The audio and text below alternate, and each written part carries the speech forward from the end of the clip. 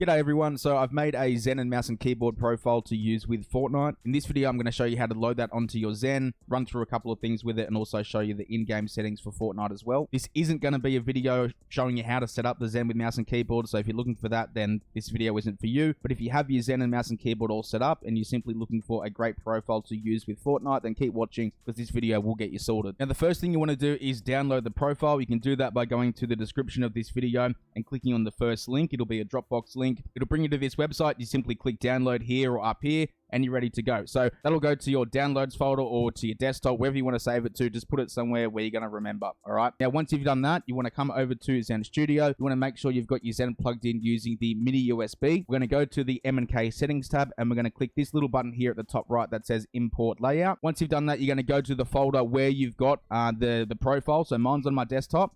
So what I'm going to do is I'm going to click on the layout bin files, change that to MK Zen layout files, and that's going to make it show up. You simply double click on that and it's going to load everything there for you. Now that that's all loaded, I want to give a quick shout out to Glozz3ns for the ballistic curve. I'll leave a link to his YouTube in the description. He's the Zen and mouse and keyboard king and he sorted me out for most games that I've used Zen with mouse and keyboard for. I always go to him first to check out if he's uploaded any videos on it, and he usually has. Over to the button mapping over here. What you need to do is go through and have a look and make sure what I've got everything mapped to is what you're going to like, because obviously what I like might not be what you like, okay? The way I've got the buttons mapped to change my weapons in the game, so LB and RB, I've got that mapped to mouse button 5 and 4, which is 2 side buttons on my mouse. Now, if you have a mouse that doesn't have side buttons, you might want to change this. The way to do that is very simple. You can see there when you hover on it, it says double click to map.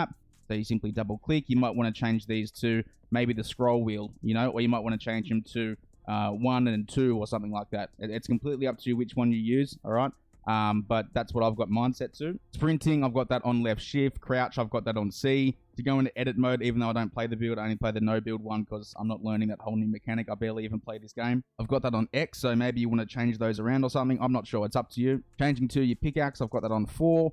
And then the D-pad stuff is all on the arrows on the keyboard. Now, if you have a smaller keyboard, you've only got the 60% keyboard or whatever it is, and you can only use some other buttons, you might want to go through and change these. But on the secondary button mapping, I've also got a couple of things here. So to reload, I've got that on R, but to pick stuff up, it's the same button on controller. So I've got that on F, so I'm used to pressing F to pick stuff up and used to pressing R to reload. So that's why I've got it set like that. Again, if you want to change it, go ahead and change it like I showed you just before. And then I've got 2 D-pad things here. So I'm pretty sure this one opens the backpack. I've got that on tab. And I think for the power-ups or whatever, I don't know.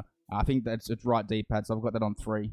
Now, if you couldn't tell by the name of the profile, I use 10K DPI on the mouse, and that's a 1K polling rate. Now, if you're on console, they recommend you use 250. I'm on PC, so I'm using 1000 and for the polling rate and 10K for the mouse DPI. Now, I'm going to go through the game settings very soon, but I just want to quickly mention one thing with this. Once you've gone through and you've matched all my game settings and you've got this all set up and saved to your Zen, if the sensitivity is, say, for example, it's too fast or it's too slow, what you want to do, you want to come back into Zen Studio. You want to be on the C-axis up here, hip. You want to be on this one. And you want to lower this sensitivity here. And then click on the ADS option and lower the sensitivity a bit there if it's too fast. Obviously, if it's too slow, you do the opposite.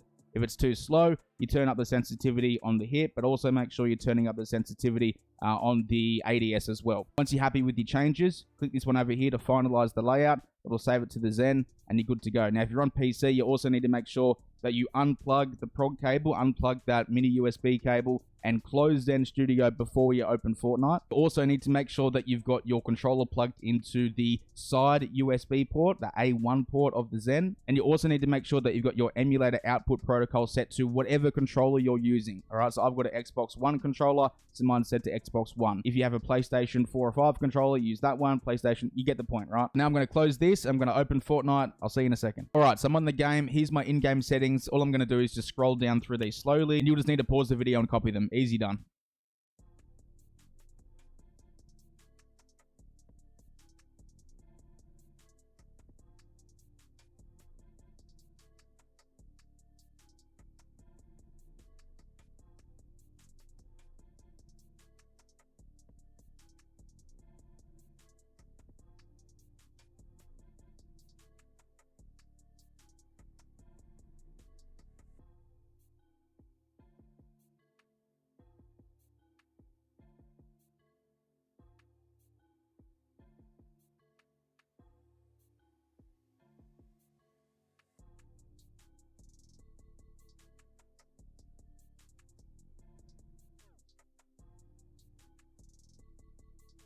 All right, so we've been through the in-game settings, we've been through the profile settings and how to change the button mappings and stuff if you need to.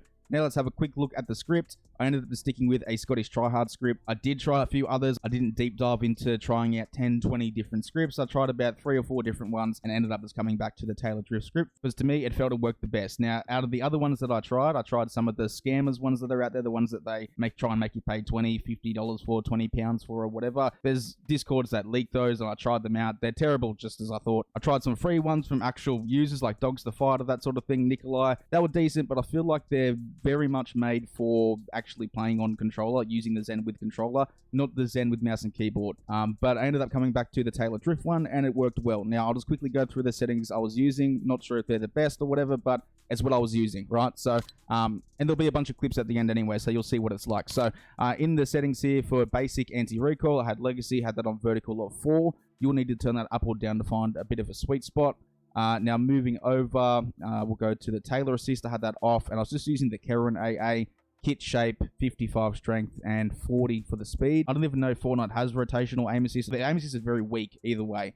You only really notice it up close. But yeah, I tried out the Taylor assist as well, but I felt like it was just messing with my aim a lot. So if you want to use it, you can try, just a circle and a very small shape. You can see I was using a radius of 2 and a speed of 50 just to try and smooth it out, but it wasn't happening. So I ended up leaving that one off. And I was just using the Karen AA and some anti-recoil. Now, one other thing, kind of interesting, I did have rapid fire on pretty much the entire time and I had that on 15. Now, the thought behind this, I have no idea whether it actually worked or not. The thought behind this is because there's bloom in the game where the bullets don't actually go directly where you're shooting. If you just consistently hold the trigger and dump your mag at somebody, they do kind of go all over the place, and also depending on the type of weapon that you've got.